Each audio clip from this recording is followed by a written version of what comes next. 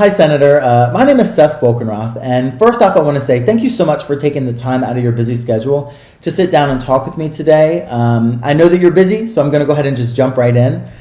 So over the past 20 to 30 years, researchers have done a phenomenal job of figuring out more about the brain and how it works. However, a lot of this new research has not yet made it into our public school settings yet, and so all three of my policy proposals today center around this idea of building a trauma-informed public education setting.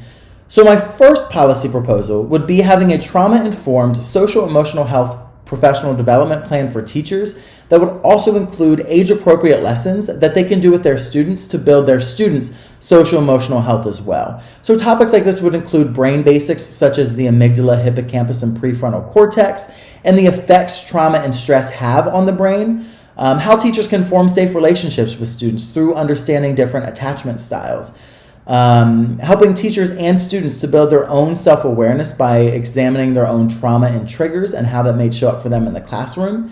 And then also having these student lessons for students that would focus on 5 key skills, such as problem solving, self-regulation, respect, communication, and mindfulness. And these 5 skills would help students to be able to be college and career ready after they leave our public school setting. The second policy proposal that I have is to actually have a categorical grant that we would pilot in a local school district that is underperforming and high poverty.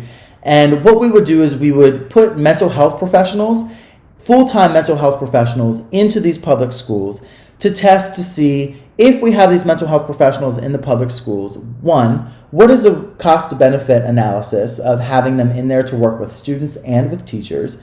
And also, what would the scalability be from the local district to scaling across the state and the nation? So we know that a lot of teachers leave the profession after the first 5 years because we have a high demand for teachers, but we have very low support for them, especially in the mental health realm. And so what this would do, having a full-time mental health professional at the school, especially in our most challenging schools, we would still have a high demand for teachers, but we would also be providing that high support because there would be that full-time mental health professional on campus that would work with both students and teachers. The final piece that I have for you today is creating a trauma-informed education curriculum for teacher preparation programs.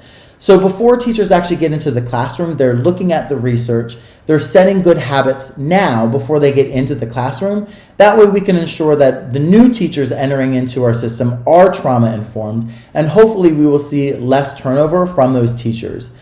Thank you so much for your time. Again, I really appreciate it, and I hope this was beneficial. Thank you.